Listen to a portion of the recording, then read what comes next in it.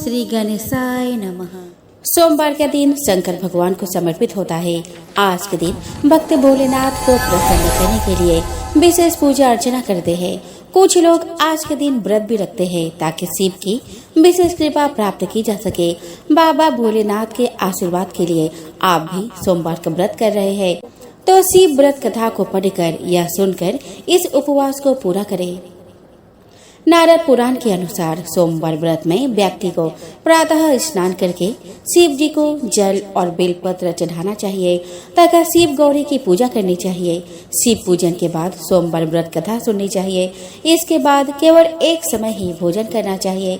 साधारण रूप से सोमवार का व्रत दिन के तीसरे पहर तक होता है, मतलब शाम तक रखा जाता है।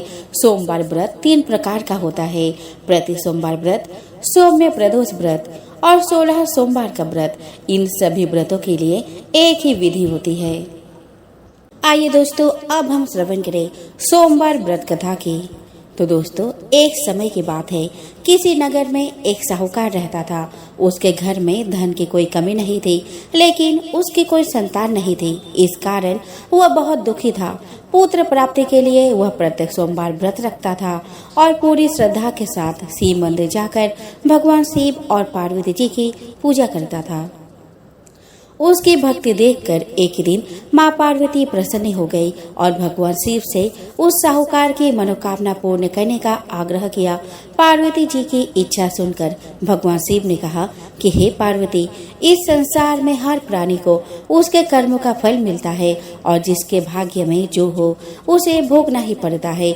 लेकिन पार्वती जी ने साहूकार की भक्ति का मान रखने के लिए उसकी मनोकामना पूर्ण करने की इच्छा जताई। माता पार्वती के आग्रह पर शिव जी ने साहूकार को पुत्र प्राप्ति का वरदान तो दिया, लेकिन साथ ही यह भी कहा कि उसके बालक की आयु केवल 12 वर्ष होगी। माता पार्वती और भगवान शिव की बातचीत को साहूकार सुन रहा था। उसे ना तो इस बात की खुशी थी और ना ही दुख। वो पहले की भांति ही शिव जी की पूजा करता रहा। कुछ समय बाद साहूकार के घर एक पुत्र का जन्म हुआ। जब वह बालक 11 वर्ष का हुआ तो उसे पढ़ने के लिए काशी भेज दिया गया। साहूकार ने पुत्र के मामा को बुलाकर उसे बहुत सारा धन दिया और कहा कि तुम इस बालक को काशी विद्या प्राप्ति के लिए ले जाओ और मार्ग में यज्ञ कराना। जहाँ भी यज्ञ कराओ वहाँ ब्राह्मणों को भोजन कराना और दक्षिणा देते हुए जाना। दोनों मामा भांजे इसी तरह यज्ञ कराते और ब्राह्मण को दान दक्षिणा देते काशी की ओर चल पड़े। रात में एक नगर पड़ा जहाँ नगर के राजा की कन्या का विवाह था, लेकिन जिस राजकुमार से उसका विवाह होने वाला था वह एक आंख से काना था। राजकुमार के पिता ने अपने पुत्र के काना होने की बात को छुपाने के लिए एक चाल चली। साहूकार के पुत्र को देखकर उसके मन में एक विचार आया। उसने सोचा कि क्यों ना इस लड़के को दूल्हा बनाकर राजकुमारी से विवाह करा दूं। विवाह के बाद इसको धन देकर विदा कर दूंगा और राजकुमारी को अपने नगर ले जाऊंगा। लड़के को दूल्हे के वस्त्र पहनाकर राजकुमारी से विवाह करा दिया गया, लेकिन साहूकार का पुत्र ईमानदार था। उसे यह बात न्याय संगत नहीं लगी। उसने अवसर पाकर ही राजकुमारी के चुन्नी के पल्ले पर लिखा, तुम्हारा विवाह तो मेरे साथ हुआ है, लेकिन जिस राजकुमार के संग तुम्हें भेजा जाएगा वह एक आंख से काना है। मैं तो काशी पढ़ने जा रहा हूँ। जब राजकुमारी ने चुन्नी पर लिखी बातें पढ़ी तो उसने अपने माता पिता को यह बात बताई। राजा ने अपनी पुत्री को विदा नहीं किया, जिससे बारात वापस चली गई। दूसरी ओर साहूकार का लड़का और उसका मामा काशी पहुँचे। वहाँ जाकर उन्होंने यज्ञ किया। जिस दिन लड़के की आयु 12 साल की हुई उसी दिन यज्ञ रखा गया। लड़के ने अपने मामा से कहा कि मेरी तबीयत कुछ ठीक नहीं है। मामा ने कहा कि तुम अंदर जाकर सो जाओ। शिव जी के वरदान अनुसार कुछ ही देर में उस बालक के प्राण निकल गए। मृत भांजे को देख उसके मामा ने विलाप शुरू किया। संयोगवश उसी समय शिव जी और माता पार्वती उधर से जा रहे थे। पार्वती ने भगवान से कहा कि स्वामी, मुझे इसके रोने के स्वर सहन नहीं हो रहा। आप इस व्यक्ति के कष्ट को अवश्य दूर करें। जब शिव जी मृत बालक के समीप गए तो वह बोले कि यह उसी साहूकार का पुत्र है जिसे मैंने 12 वर्ष की आयु का वरदान दिया। अब इसकी आयु पूरी हो चुकी है। लेकिन मातृ भाव से विभोर माता पार्वती ने कहा, महादेव, आप इस बालक को और आयु देने की कृपा करें, अन्यथा इसके वियोग में इसके माता पिता भी तड़प तड़प कर मर जाएंगे। माता पार्वती के आग्रह पर भगवान शिव ने उस लड़के को जीवित होने का वरदान दिया। शिव जी की कृपा से वह लड़का जीवित हो गया। शिक्षा समाप्त करके लड़का मामा के साथ अपने नगर की ओर चल दिया। दोनों चलते हुए उसी नगर में पहुँचे जहाँ उसका विवाह हुआ था। उस नगर में भी उन्होंने यज्ञ का आयोजन किया। उस लड़के के ससुर ने उसे पहचान लिया और महल में ले जाकर उसकी खातिरदारी की और अपने पुत्री को विदा किया। इधर साहूकार और उसके पत्नी भूखे प्यासे रहकर बेटे की प्रतीक्षा कर रहे थे। उन्होंने प्रण कर रखा था कि यदि उन्हें अपने बेटे की मृत्यु का समाचार मिला तो वह भी प्राण त्याग देंगे। परंतु अपने बेटे के जीवित होने का समाचार पाकर वह बेहद प्रसन्न हुए। उसी रात भगवान शिव ने व्यापारी के स्वप्न में आकर कहा कि हे सृष्टि, मैंने तेरे सोमवार के व्रत करने और व्रत कथा सुनने से प्रसन्न होकर तेरे पुत्र को लंबी आयु प्रदान की है। इसी प्रकार जो कोई सोमवार व्रत करता है या कथा सुनता या पढ़ता है, उसके सभी दुख दूर होते हैं और समस्त मनोकामनाएं पूर्ण होती है। एक बार की बात है, जगत की सृष्टि करने वाले ब्रह्मा जी ने दक्ष प्रजापति से कहा कि पुत्र, मैं तुम्हारे कल्याण की एक बात बता रहा हूँ, उसे ध्यान पूर्वक सुनो। साक्षात भगवान शिव ने परमा पूर्णा प्रकृति की आराधना तथा उन्हें अपने अर्धांगिनी बनाने के विचार से उनसे प्रार्थना की। आदि शक्ति जगदम्बा ने भगवान शिव की यह बात स्वीकार कर ली। अतः वे महेश्वरी कहीं न कहीं जन्म लेकर शिव को पति के रूप में अवश्य प्राप्त करेंगे। वे प्रकृति तुम्हारी पुत्री के रूप में उत्पन्न होकर शंभु की भार्या होवे। इसके लिए तुम अति कठोर तपस्या के द्वारा भक्ति पूर्वक उनसे प्रार्थना करो। वे इस लोक में भाग्य से जिसकी पुत्री के रूप में उत्पन्न होंगे, उसका जीवन सफल हो जाएगा। दक्ष बोले, पिताजी, मैं आपकी आज्ञा से निश्चित रूप से वैसा ही प्रयत्न करूंगा जिससे वे साक्षात प्रकृति रूपा जगदम्बा मेरी पुत्री के रूप में जन्म ले। ब्रह्मा जी से आज्ञा लेकर दक्ष प्रजापति ने क्षीर सागर के तट पर जाकर माता जगदम्बा की प्रसन्नता के लिए 3000 वर्षों तक कठोर तपस्या की। दक्ष प्रजापति की तपस्या से प्रसन्न होकर माता जगदम्बा ने उन्हें दर्शन दिया और उनकी पुत्री के रूप में जन्म लेने का वरदान दिया। तदंतर दक्ष पत्नी प्रसूति ने शुभ दिन में एक कन्या को जन्म दिया। वह कन्या भगवती पूर्णा ही थी। वह कन्या गौर वर्ण थी और उसकी आभा करोड़ों चंद्रमा के समान उज्जवल थी। उसके खिले हुए कमल के समान बड़े बड़े नेत्र थे और उसका मुख अत्यंत सुंदर था।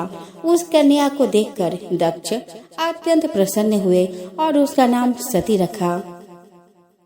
वह कन्या शुक्ल पक्ष के चंद्रमा की भांति दिन प्रतिदिन बढ़ने लगी। जब दक्ष पुत्री सती थोड़ी बड़ी हुई तो पूर्व के व्रत के अनुसार भगवान शिव को पति के रूप में प्राप्त करने के लिए उनकी प्रसन्नता के निमित्त शास्त्र वर्णित विभिन्न प्रकार के व्रतों द्वारा कठिन साधना करने लगे। वे कभी निराहार रहते, कभी रात्रि जागरण करते, कभी विशेष पूजा करते तो कभी नियमित जप में लगे रहते। इस प्रकार अपनी इच्छा से मानव रूप धारण करने वाली वे देवी दृढ़ता पूर्वक उत्तम व्रत का पालन करती थी। वे भगवान शिव के ध्यान में निमग्न हो उस समय सिद्धा अवस्था में पहुंच गए थे। उनकी तपस्या से प्रसन्न और संतुष्ट होकर ब्रह्मा, विष्णु, सभी देवतागण और ऋषि मुनि एक साथ कैलाश पहुंचकर भगवान शिव की स्तुति की। उनकी स्तुति को सुनकर भगवान शिव प्रसन्न होकर बोले कि हे हरे, हे विधाता, हे देवताओं और महर्षियों, आप लोग निर्भय होकर यहाँ अपने आने का कारण बताएं। महादेव के इस प्रकार पूछने पर भगवान विष्णु की आज्ञा से ब्रह्मा जी बोले कि हे प्रभु, अभिन्न रूप होते हुए भी हम 3 रूपों में प्रकट हैं। हे सनातन देव, मैं और श्री विष्णु आपके आदेश से प्रसन्नता पूर्वक लोक की सृष्टि और पालन के कार्य कर रहे हैं तथा कार्य कारणवश विवाहित भी हो गए हैं। अतः आप भी विश्व हित के लिए तथा देवताओं को सुख पहुंचाने के लिए एक परम सुंदरी रमणी को अपने पत्नी बनाने के लिए ग्रहण करें। ब्रह्मा जी की बात सुनकर लोकेश्वर महादेव जी के मुख पर मुस्कुराहट दौड़ गई और वे बोले कि ब्राह्मण, हरे, तुम दोनों मुझे सदा ही अत्यंत प्रिय हो। तुम दोनों को देखकर मुझे बड़ा आनंद मिलता है। तुम लोग समस्त देवताओं में श्रेष्ठ तथा त्रिलोकी के स्वामी हो। लोकहित के कार्य में मन लगाए रहने वाले तुम दोनों का वचन मेरी दृष्टि में अत्यंत गौरवपूर्ण है। किंतु सूर्यश्रेष्ठगण, मेरे लिए विवाह करना उचित नहीं होगा, क्योंकि मैं तपस्या में संलग्न रहकर सदा संसार से विरक्त रहता हूँ और योगी के रूप में ही मेरी प्रसिद्धि है, जो निमृति के सुंदर मार्ग पर स्थित है और अपनी आत्मा में ही रमन करता है। संसार में विवाह करना पराये बंधन से बंधना है। इसलिए मैं सत्य कहता हूँ कि विवाह के लिए मेरे मन में थोड़ी भी रुचि नहीं है। तथापि जगत के हित के लिए तुमने जो कुछ कहा है उसे मैं करूँगा। परंतु मैं जैसी नारी को अपने प्रिय पत्नी के रूप में ग्रहण करूंगा और जैसी शर्त के साथ करूंगा उसे सुनो। जो नारी मेरे तेज के विभाग पूर्वक ग्रहण कर सके, जो योगिनी तथा इच्छा अनुसार रूप धारण करने वाली हो, जब मैं योग में तत्पर रहूं तब उसे भी योगिनी बनकर रहना होगा। ब्राह्मण, जो मेरे ज्योति स्वरूप सदाशिव के चिंतन में विघ्न डालने वाली होगी वह जीवित नहीं रह सकती। उसके चिंतन के लिए मैं बिना विवाह के भी रह लूंगा। ब्राह्मण, मेरी एक और शर्त है, उसे सुनो। यदि उस स्त्री का मुझ पर और मेरे वचन पर अविश्वास होगा तो मैं उसे त्याग दूंगा। उनकी यह बात सुनकर ब्राह्मण और श्री हरि ने मंद मुस्कान के साथ मन ही मन प्रसन्नता का अनुभव किया। फिर ब्रह्मा जी बोले कि हे महेश्वर, आपने जैसे नारी की खोज आरंभ की है वैसे ही स्त्री के विषय में आपको बताता हूँ। आदि शक्ति जगदम्बा ने जगत का कार्य सिद्ध करने के लिए भिन्न भिन्न रूपों में प्रकट हुई है। प्रभु सरस्वती और लक्ष्मी ये दोनों रूप धारण करके वे पहले ही यहाँ आ चुकी है। इनमें लक्ष्मी तो श्री हरि विष्णु के प्राण वल्लभा हो गई है और सरस्वती मेरी। अब वे आदि शक्ति तीसरा रूप धारण करके प्रकट हुई है। प्रभु, लोकहित का कार्य करने की इच्छा वाली देवी शिवा दक्ष पुत्री के रूप में अवतीर्ण हुई है। उनका नाम सती है और वे सब प्रकार से आपके ही योग्य है। महातेजस्विनी सती आपको पति रूप में प्राप्त करने के लिए दृढ़ता पूर्वक कठोर व्रत का पालन करते हुए तपस्या कर रही है। महेश्वर, आप उन्हें वर देने के लिए जाइए और सती को उनकी तपस्या के अनुरूप वर देकर उनके साथ विवाह कीजिए। हे शंकर भगवान विष्णु, मेरी तथा इन सभी देवताओं की यही इच्छा है। तब भक्त वत्सल्य भगवान शिव ने हंसकर कहा, बहुत अच्छा, ऐसा ही होगा। उनके ऐसा कहने पर सभी भगवान शिव से आज्ञा लेकर अपने अपने स्थान को लौट गए। उधर सती ने आश्विन मास के शुक्ल पक्ष की अष्टमी तिथि को उपवास करके भक्ति भाव से परमेश्वर शिव का पूजन किया। इस प्रकार नंदा व्रत पूर्ण होने पर नवमी तिथि को ध्यान मग्न हुई सती को भगवान शिव ने प्रत्यक्ष दर्शन दिए और उन्हें मनोवांछित वर प्रदान करके कैलाश लौट गए। इसके बाद भगवान शिव के स्मरण करने पर ब्रह्मा जी कैलाश पहुँचे और शिव जी की आज्ञा से विवाह का प्रस्ताव लेकर प्रजापति दक्ष के पास पहुँचे। प्रजापति दक्ष को इस विवाह का प्रस्ताव सुनकर अपार हर्ष हुआ और उन्होंने प्रसन्नता पूर्वक इस विवाह की स्वीकृति दे दी। तत्पश्चात वैवाहिक विधि से बड़े धूमधाम के साथ चैत्र मास के शुक्ल पक्ष की त्रयोदशी तिथि को भगवान शिव और देवी सती का विवाह हुआ। विवाह के बाद भगवान शिव प्रथम घरों और अपनी पत्नी सती के साथ कैलाश आ गए और वहां आनंदित होकर दक्ष कन्या सती के साथ विहार करने लगे। एक समय तीनों लोक में विचरने वाले भगवान रुद्र सती के साथ बैल पर आरूढ़ होकर भ्रमण कर रहे थे। घूमते घूमते वे दंडकारण्य में आए। वहां उन्होंने लक्ष्मण सहित श्री राम को देखा, जो रावण द्वारा छल से हरी गई अपनी प्यारी पत्नी सीता की खोज कर रहे थे। वे हा सीते ऐसा पुकारते हुए जहाँ तहाँ देखते और बारंबार रोते उनके मन में विरह का आवेश छाया हुआ था और उनकी कांति फीकी पड़ गई थी। उस समय भगवान शंकर ने दूर से ही बड़ी प्रसन्नता के साथ उनको प्रणाम किया और दूसरी ओर चल दिए। भगवान शिव के मुंह में डालने वाली ऐसी लीला देखकर सती को बड़ा विस्मय हुआ। वे भगवान शिव से बोली कि हे नाथ, ब्रह्मा विष्णु आदि सब देवता सदा आपकी ही सेवा करते हैं। आप ही सबके द्वारा प्रणाम करने के योग्य है। वेदांत शास्त्र के द्वारा यत्न पूर्वक जानने योग्य निर्विकार परमेश्वर आप ही है। नाथ, ये दोनों पुरुष कौन है? ये दोनों धनुर्धर वीर वन में विचरते हुए बड़े दुखी और दीन प्रतीत होते हैं। इनमें जो बड़े हैं उनकी अंग कांति नील कमल के समान श्याम है। उसे देखकर आप किस कारण से आनंद विभोर हो उठे थे? प्रभु, स्वामी अपने सेवक को प्रणाम करे, यह उचित नहीं जान पड़ता। स्वामी, आप मेरे संशय का निवारण करें। परमेश्वरी सती ने जब भगवान शिव से इस प्रकार प्रश्न किया, तब लीला विशारद शंकर जी ने हंसकर कहा, देवी सुनो, मैं तुमसे यथार्थ बात कहता हूँ। ये दोनों भाई वीरों द्वारा सम्मानित हैं। इनके नाम श्री राम और लक्ष्मण हैं। सूर्य वंश में प्रकट हुए ये दोनों राजा दशरथ के विद्वान पुत्र हैं। इनमें जो गोरे रंग के छोटे भाई है उनका नाम है लक्ष्मण। वो साक्षात शेष का अवतार है। इनके बड़े भैया का नाम श्री राम है। इनके रूप में भगवान विष्णु ही अपने संपूर्ण अंश से प्रकट हुए हैं। ये साधु पुरुषों की रक्षा के लिए इस पृथ्वी पर अवतीर्ण हुए हैं। ऐसा कहकर भगवान शिव चुप हो गए। भगवान शिव के बात सुनकर भी सती के मन को विश्वास नहीं हुआ। सती के मन में मेरी बात पर विश्वास नहीं है, यह जानकर लीला विशारद शंभु बोले कि देवी, मेरी बात सुनो।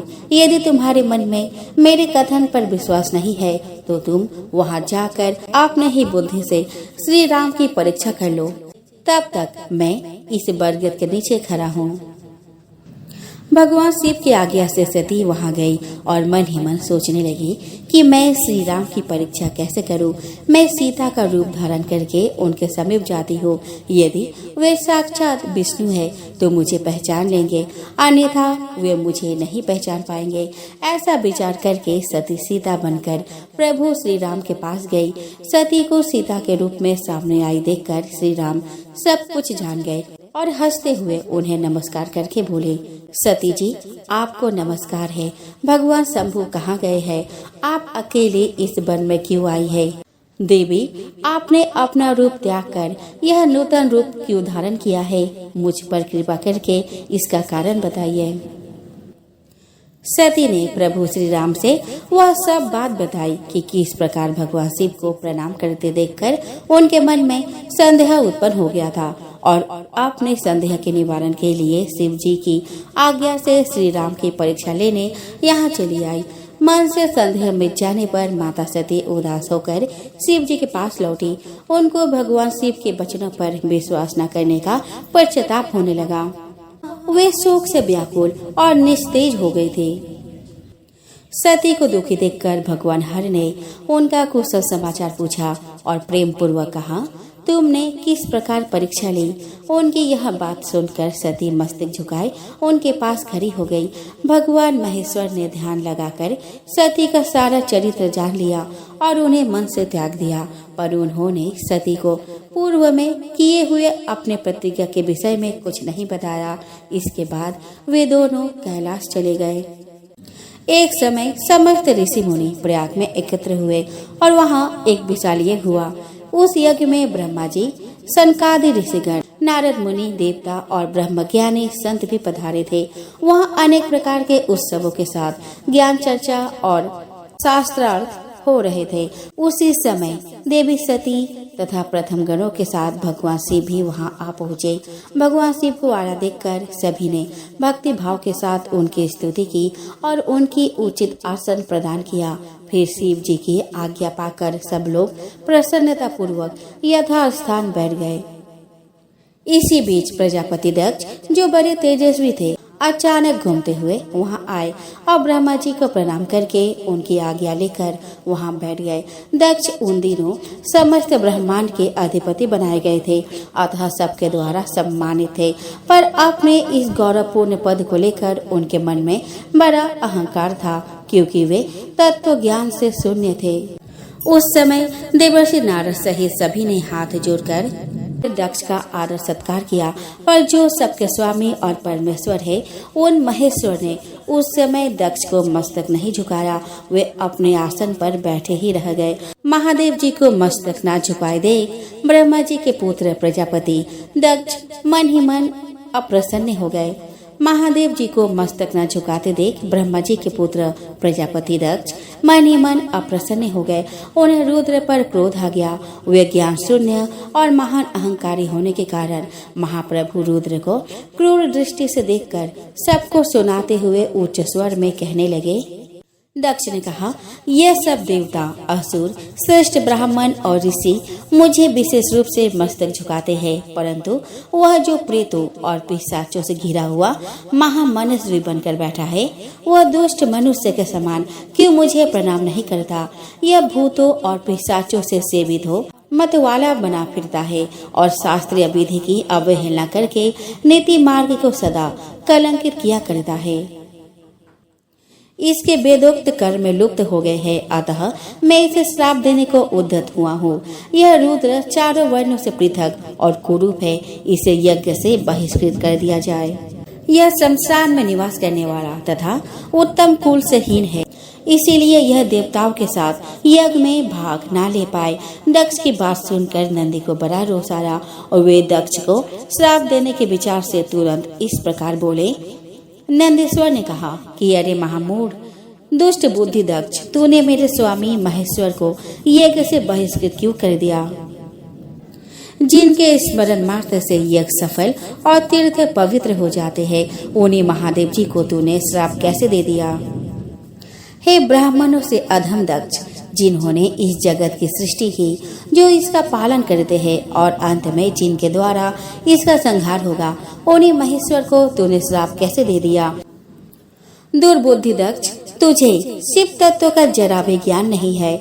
यहाँ जो भी भगवान रुद्र से विमुख तुझ जैसे दुष्ट ब्राह्मण विद्यमान है, उनको मैं रुद्र तेज के प्रभाव से ही श्राप दे रहा हूँ। तुझ जैसे ब्राह्मण कर्म फल के प्रशंसक वेदवाद में फंसकर वेद के तत्व ज्ञान से शून्य हो जाए।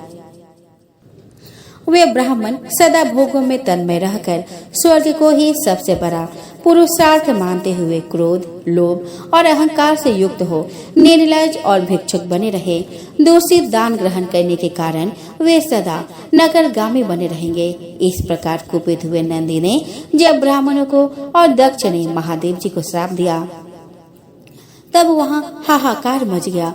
सदाशिव महादेव नंदी की बात सुनकर हंसते हुए वे मधुर वाणी में बोले, नंदी, मेरी बात सुनो। तुम तो परम ज्ञानी हो, तुम्हें क्रोध नहीं करना चाहिए। तुमने भ्रम से यह समझकर कि मुझे श्राप दिया गया, व्यर्थ ही ब्राह्मण कुल को श्राप दे डाला। वास्तव में मुझे किसी का श्राप छू नहीं सकता, अतः तुम्हें उत्तेजित नहीं होना चाहिए। भगवान शंभु के इस प्रकार समझाने पर नंदी क्रोध रहित एवं शांत हो गए। इसके बाद भगवान शिव अपने गणों के साथ प्रसन्नता पूर्वक वहां से अपने स्थान को चल दिए। इधर दक्ष भी ब्राह्मणों के घिरे हुए अपने स्थान को लौट गए, पर उनका मन शिव द्रोह में तत्पर था। रुद्र को श्राप दिए जाने की घटना का स्मरण करके दक्ष सदा रोष से भरे रहते थे। उनकी बुद्धि पर मूढ़ता छा गई थी। वे शिव के प्रति श्रद्धा को त्याग कर शिव पूजकों की निंदा करने लगे। एक समय दक्ष ने कनखल नामक तीर्थ में एक बहुत बड़े यज्ञ का आयोजन किया। उस यज्ञ की दीक्षा लेकर उन्होंने उस समय समस्त देव ऋषियों, महर्षियों और देवताओं को बुलाया। वे सभी उस यज्ञ में पधारे। दूसरे बहुसंख्यक मुनि अपने स्त्री और पुत्रों के साथ लेकर हर्ष पूर्वक दक्ष के यज्ञ में सम्मिलित हुए। इनके अलावे लोकपालगण और सभी उपदेवता अपने सैन्य शक्ति के साथ वहां पधारे थे। दक्ष ने प्रार्थना करके ब्रह्मा जी को भी सत्यलोक से बुलवाया था। इसी प्रकार सादर प्रणाम करके भगवान विष्णु भी वैकुंठ लोक से उस यज्ञ में बुलाए गए थे। शिवद्रोही दक्ष ने उन सब का बड़ा सत्कार किया। विश्वकर्मा ने अत्यंत विशाल और बहुमूल्य भवन बनाए थे। दक्ष ने उन भवनों में ही सभी अतिथियों की ठहरने की व्यवस्था की थी। सभी लोग सम्मानित हो उन भवन में यथा योग्य स्थान पाकर ठहरे हुए थे। दक्ष ने उस यज्ञ में भृगु आदि ऋषियों को ऋत्विज बनाया था। संपूर्ण मधुर गणों के साथ स्वयं भगवान विष्णु उसके अधिष्ठाता थे। ब्रह्मा जी वेद त्रय की विधि बताने वाले थे। सभी दिक्पाल अपने आयुधों के साथ यज्ञ के द्वारपाल बने थे। दक्ष ने अपने उस महायज्ञ में गंधर्वों, विद्याधरों, सिद्धों, 12 आदित्य तथा नागलोक के नागों को भी आमंत्रित किया था। मंगलाचार करके जब दक्ष ने यज्ञ की दीक्षा ली तब वे अपने पत्नी के साथ बड़ी शोभा पाने लगे। इतना सब करने पर भी दुरात्मा दक्ष ने उस यज्ञ में भगवान शंभु को आमंत्रित नहीं किया। सती प्रजापति दक्ष की प्रिय पुत्री थी, तो भी शिव की पत्नी होने के कारण दोषदर्शी दक्ष ने उन्हें अपने यज्ञ में नहीं बुलाया। जब देवर्षि गण बड़े उत्साह और हर्ष के साथ दक्ष के यज्ञ में जा रहे थे, उसी समय देवी सती अपने प्रिय सखियों के साथ कैलाश पर्वत पर बैठी हंसी ठिठोली कर रही थी। प्रसन्नता पूर्वक क्रीड़ा में लगी हुई देवी सती ने उस समय रोहिणी के साथ दक्ष यज्ञ में जाते हुए चंद्रमा को देखा। उन्हें आते देखकर माता सती अपने प्रिय सखी विजया से बोली, विजयी जल्दी जाकर पूछ तो आ, ये चंद्रदेव रोहिणी के साथ कहाँ जा रहे हैं।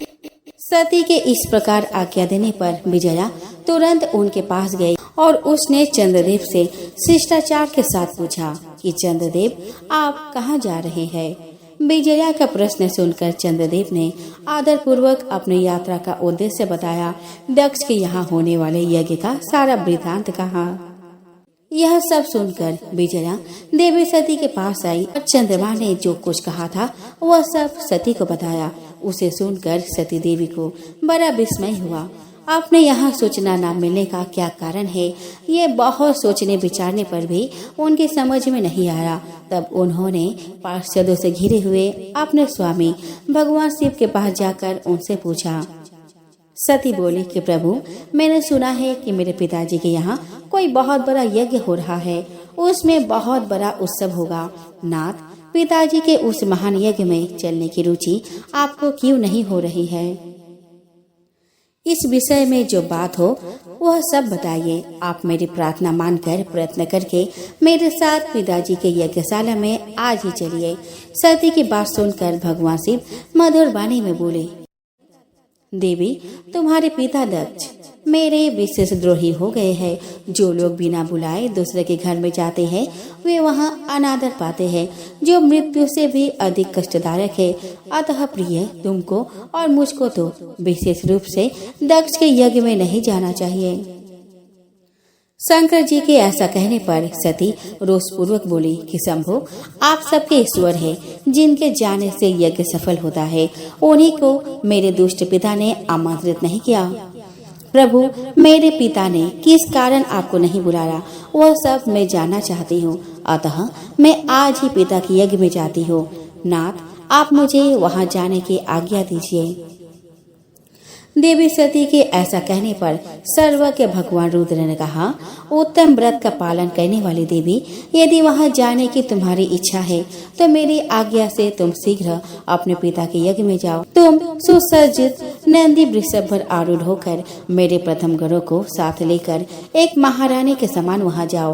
भगवान रुद्र के इस प्रकार आदेश देने पर सुंदर आभूषणों से अलंकृत सती देवी सब साधनों से युक्त हो असंख्य शिव गणों के साथ नंदी पर आरूढ़ होकर पिताजी के घर की ओर चली। दक्ष कन्या सती उस स्थान पर गई जहां वह महान यज्ञ हो रहा था। सती ने वहां अपने पिता के भवन को अनेक प्रकार की आश्चर्यजनक वस्तुओं से संपन्न, उत्तम प्रभा से परिपूर्ण, मनोहर तथा देवताओं और मुनियों के समुदायों से भरा हुआ देखा। देवी सती भवन के द्वार पर जाकर खड़ी हुई और अपने वाहन नंदी से उतरकर अकेले ही शीघ्रतापूर्वक यज्ञशाला के भीतर चली गई। सती को आई देख उनके माता और बहनों ने यथोचित आदर सत्कार किया, पर दक्ष ने उन्हें देखकर भी उनका आदर नहीं किया और दक्ष के भय से दूसरे लोग भी उनके प्रति आदर का भाव न दिखा सके। पिता सहित सब लोगों के द्वारा तिरस्कार प्राप्त होने से सती को बहुत दुख हुआ, तो भी उन्होंने अपने माता पिता के चरणों में मस्तक झुकाया। उस यज्ञ में सती ने विष्णु आदि देवताओं के भाग देखे, परंतु शंभु का भाग उन्हें नहीं दिखाई दिया। तब सती ने भारी क्रोध प्रकट किया। वे अपमानित होने पर भी रोष से भरकर दक्ष से बोली, हे प्रजापति, आपने परम मंगलकारी भगवान शिव को इस यज्ञ में क्यों नहीं बुलाया, जिनके द्वारा यह संपूर्ण चराचर जगत पवित्र होता है, जो स्वयं ही यज्ञ है। उन भगवान शिव के बिना यज्ञ की सिद्धि कैसे हो सकती है? द्रव्य, मंत्र, हव्य और कव्य, ये सब जिनके स्वरूप है, उन्हीं भगवान शिव के बिना इस यज्ञ का आरंभ कैसे किया गया? क्या आपने भगवान शिव को सामान्य देवता समझकर उनका अनादर किया है? आज आपकी बुद्धि भ्रष्ट हो गई है, इसीलिए आप पिता होकर भी मुझे अधम प्रतीत हो रहे हैं। ऐसा कहने के बाद परमेश्वरी सती ने भगवान विष्णु, ब्रह्मा, इंद्र आदि सब देवताओं को तथा समस्त ऋषियों को बड़े बड़े शब्दों में फटकारा। इस प्रकार क्रोध से भरी हुई जगदम्बा सती ने वहाँ व्यथित हृदय से अनेक प्रकार की बातें कही। श्री विष्णु आदि समस्त देवता और मुनि सती की बात सुनकर चुप रह गए। अपने पुत्री के वैसे वचन सुनकर कुपित हुए दक्ष ने सती की और क्रूर दृष्टि से देखते हुए कहा कि भद्रे, इस समय यहाँ तुम्हारा कोई काम नहीं है, तुम ठहरो या जाओ, यह तुम्हारी इच्छा पर निर्भर है। समस्त विद्वान जानते हैं कि तुम्हारे पति शिव अमंगल स्वरूप है, वे कुलीन भी नहीं है, वेद से बहिष्कृत और भूतों प्रेतों के स्वामी है। वह कुवेश धारण किए रहते हैं, इसीलिए मैंने जानबूझकर ही उनको इस यज्ञ में आमंत्रित नहीं किया है। मैंने ब्रह्मा जी के कहने से उनके साथ तुम्हारा विवाह कर दिया था, अतः तुम क्रोध छोड़कर शांत हो जाओ। तुम इस यज्ञ में आ ही गई हो तो स्वयं अपना भाग ग्रहण करो। दक्ष के ऐसे कहने पर उनकी त्रिभुवन पूजित पुत्री सती का रोष और भी बढ़ गया। वे मन ही मन सोचने लगी, अब मैं शंकर जी के पास कैसे जाऊं? अगर मैं उनके पास गई तो उन्होंने यहाँ का समाचार पूछा तो मैं उन्हें क्या उत्तर दूंगी? यह सोचकर लंबी सांस खींचकर सती ने अपने पिता से कहा, जो महादेव जी का निंदा करता है अथवा जो उनकी होती हुई निंदा को सुनता है, वे दोनों नरकगामी बनते हैं। अतः पिताजी, मैं जलती हुई अग्नि में प्रवेश करके अपने इस शरीर को त्याग दूंगी। अपने स्वामी का अनादर सुन, अब मुझे इस जीवन की रक्षा से क्या प्रयोजन? सती को अपने वहाँ आने के कारण बड़ा पश्चाताप हुआ। उन्होंने व्यथित चित्त से भगवान शंकर के वचन का स्मरण किया। फिर कुपित होकर विष्णु आदि समस्त देवताओं और मुनियों से भी निडर होकर दक्ष प्रजापति से बोली, तात, तुम भगवान शिव के निंदक हो, इसके लिए तुम्हें पश्चाताप होगा। यहाँ महान दुख भोगकर अंत में तुम्हें यातना भोगनी पड़ेगी। जिस समय भगवान शिव तुम्हारे साथ मेरा संबंध दिखलाते हुए मुझे दक्ष पुत्री कहकर पुकारेंगे, उस समय मेरा मन सहसा अत्यंत दुखी हो जाएगा। इसीलिए तुम्हारे अंग से उत्पन्न हुए इस शरीर को निश्चय ही मैं त्याग दूंगी और ऐसा करके सुखी हो जाऊंगी। हे देवताओं और मुनियों, तुम सब मेरी बात सुनो। तुम सब लोग मूढ़ हो, क्योंकि शिव की निंदा और कलह तुम्हें प्रिय है। अतः भगवान हर्ष से तुम्हें इस कुकर्म का पूरा पूरा दंड मिलेगा। दक्ष और देवताओं से ऐसा कहकर सती देवी चुप हो गई और मन ही मन अपने प्राण वल्लभ शंभु का स्मरण करने लगी। मौन हुए सती देवी अपने पति का सादर स्मरण करके शांत चित होकर उत्तर दिशा में भूमि पर बैठ गई। उन्होंने विधि पूर्वक जल का आचमन करके वस्त्र ओढ़ लिया और पवित्र भाव से आंखें मूंद कर पति का चिंतन करते हुए वे योग मार्ग में स्थित हो गई। इस प्रकार दक्ष पर कुपित हो सहसा अपने शरीर को त्यागने की इच्छा से सती ने अपने संपूर्ण शरीर में योग मार्ग के अनुसार वायु और अग्नि को धारण किया। सती का निष्पाप शरीर तत्काल गिरा और उनकी इच्छा के अनुसार योगाग्नि में जलने लगी। उस समय वहाँ आए हुए देवता आदि ने जब यह घटना देखी तब वे बड़े जोर से हाहाकार करने लगे। सब लोग कह रहे थे कि हाय, भगवान शंकर की परम प्रेयसी सती देवी ने दक्ष के कारण अपने प्राण त्याग दिए, जो सदा ही मान पाने के योग्य थी। दक्ष के द्वारा ऐसी तिरस्कृत हुई कि प्राणों से ही हाथ धो बैठी। प्रजापति दक्ष शिवद्रोही है, इसीलिए उसे सारे संसार में महान अपयश प्राप्त होगा। जिस समय सब लोग ऐसा कह रहे थे, उसी समय यज्ञ मंडप के द्वार पर खड़े शिव जी के पार्षद सती का यह अद्भुत प्राण त्याग देखकर तुरंत ही क्रोध पूर्वक अस्त्र शस्त्र लेकर दक्ष को मारने के लिए आगे बढ़े। उन आक्रमणकारी शिव के पार्षदों के वेग को देखकर भृगु ऋषि ने यज्ञ में विघ्न डालने वाले का नाश करने के उद्देश्य से मंत्रों द्वारा यज्ञ कुंड में आहुति दी। भृगु के आहुति देते हुए यज्ञ कुंड में ऋभु नामक सहस्र देवता प्रकट हुए और उनके साथ प्रथम गणों का अत्यंत विकट युद्ध हुआ। उन ब्रह्म तेज संपन्न ऋभुओं के सामने प्रथम गण अधिक देर तक टिक न सके और वहां से भाग गए। यह सब देखकर सभी देवता भगवान विष्णु के पास जाकर उनसे प्रार्थना करने लगे कि किसी भी प्रकार यह विपत्ति टल जाए। प्रथम गणों के नाश होने और भगाए जाने से जो भावी परिणाम होने वाला था, उसका विचार करके श्री विष्णु आदि देवता अत्यंत उद्विग्न हो उठे। मृगों के मंत्र बल से भाग जाने के कारण जो वीर शिवगण नष्ट होने से बच गए थे, वे भगवान शिव के शरण में गए। उन सब ने अमित तेजस्वी भगवान रुद्र को सादर प्रणाम करके वहाँ यज्ञ में जो कुछ हुआ था, वो सारी घटना उनसे कह सुनाई। अपने पार्षदों की बात सुनकर भगवान शिव ने वहाँ की सारी घटना जानने के लिए देवर्षि नारद का स्मरण किया। भगवान शिव के स्मरण करते ही नारद मुनि वहाँ आ पहुँचे और शिव जी को प्रणाम करके खड़े हो गए। इसके बाद भगवान शिव के पूछने पर देवर्षि नारद ने उनको दक्ष यज्ञ की सारी घटना सुना दी कि किस प्रकार दक्ष के अपमानजनक शब्दों से आहत होकर देवी सती ने योगाग्नि में जलकर अपने प्राणों का अंत कर लिया। नारद मुनि की पूरी बात सुनकर महान पराक्रम से संपन्न भगवान चंद्र ने उस समय भारी क्रोध प्रकट नारद मुनि की पूरी बात सुनकर महान पराक्रम से संपन्न भगवान रुद्र ने उस समय भारी क्रोध प्रकट किया। लोक संहारक रुद्र ने अपने सिर से एक जटा उखाड़ी और उसे रोषपूर्वक एक चट्टान पर पटका। भगवान शंकर के पटकने से उस जटा के 2 टुकड़े हो गए और प्रलय के समान बड़ा भयंकर शब्द प्रकट हुए। उस जटा के एक भाग से महाबली वीरभद्र प्रकट हुए, जो समस्त शिवगणों के नायक है, और दूसरे भाग से महाकाली उत्पन्न हुई। उन दोनों का रूप बहुत भयंकर और विकराल था। ऐसा लगता था कि युद्ध में वे दोनों मिलकर काल को भी परास्त कर देंगे। वीरभद्र ने दोनों हाथ जोड़कर परमेश्वर शिव को प्रणाम करके कहा कि हे महारुद्र, सोम, सूर्य और अग्नि को 3 नेत्रों के रूप में धारण करने वाले प्रभु, शीघ्र आज्ञा दीजिए, मुझे इस समय कौन सा कार्य करना है।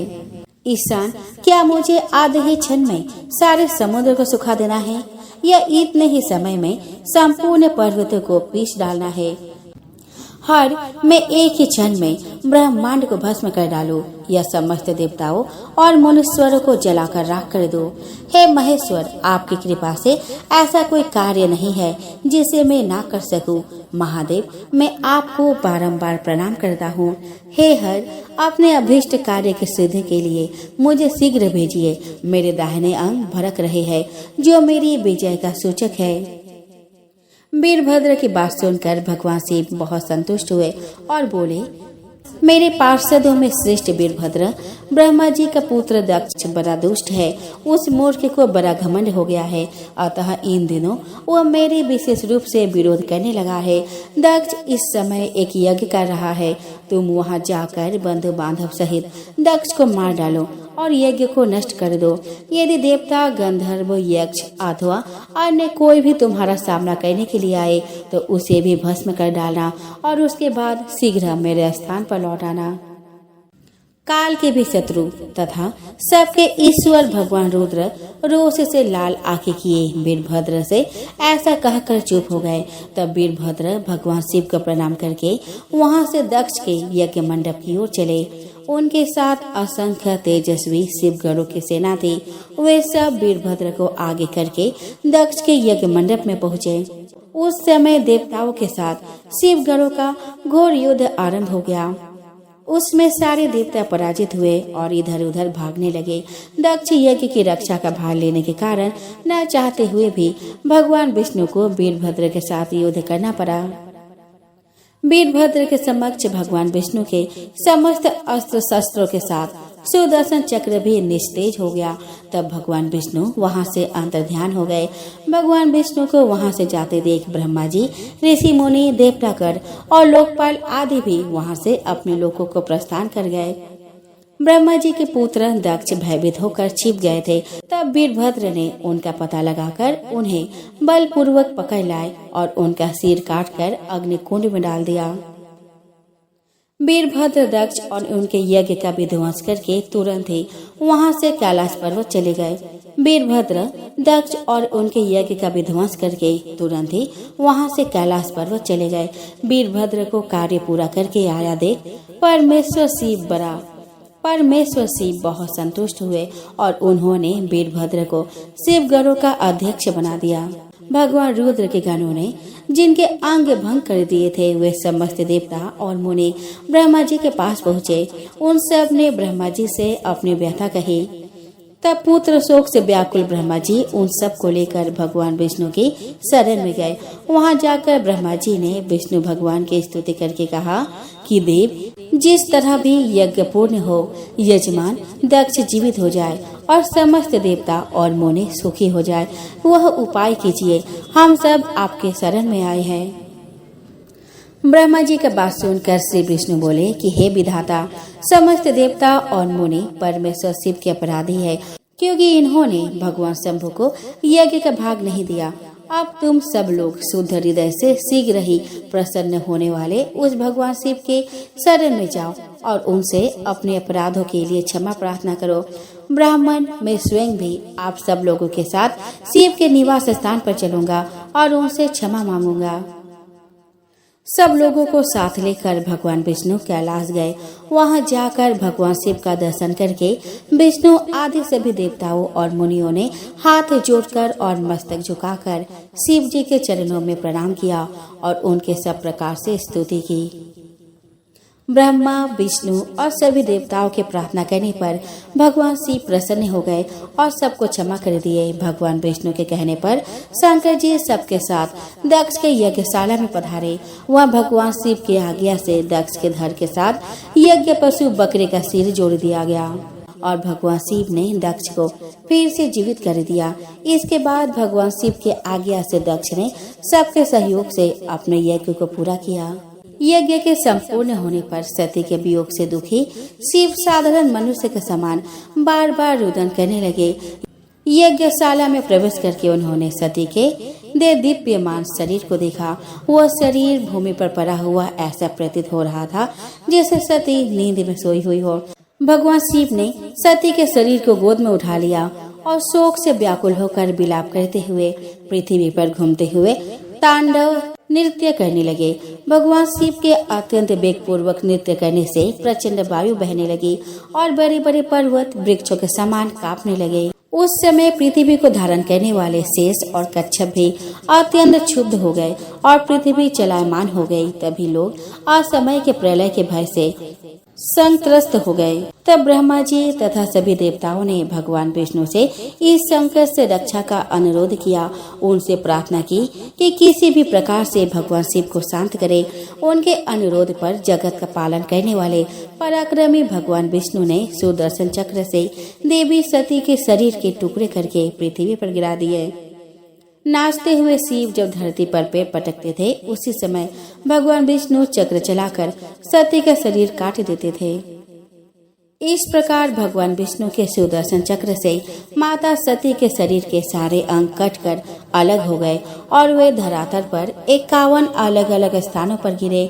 पृथ्वी पर वही स्थान 51 शक्तिपीठ के रूप में विख्यात हुई। सती के शरीर के अंग जब भूमि पर गिरे, उसी क्षण वे सभी प्राणियों के कल्याण के लिए पत्थर के रूप में परिवर्तित हो गए।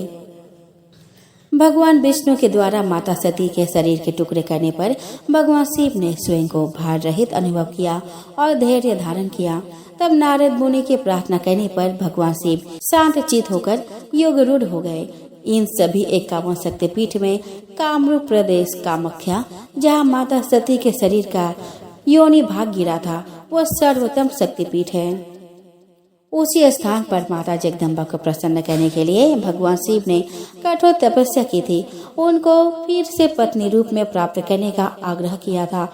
भगवान शिव की तपस्या से प्रसन्न होकर माता सती ने शिव जी को अपने अष्टभुजा रूप में दर्शन दिया और उन्हें हिमालय की पुत्री पार्वती होकर जन्म लेने और फिर उनकी अर्धांगिनी बनने का वचन दिया।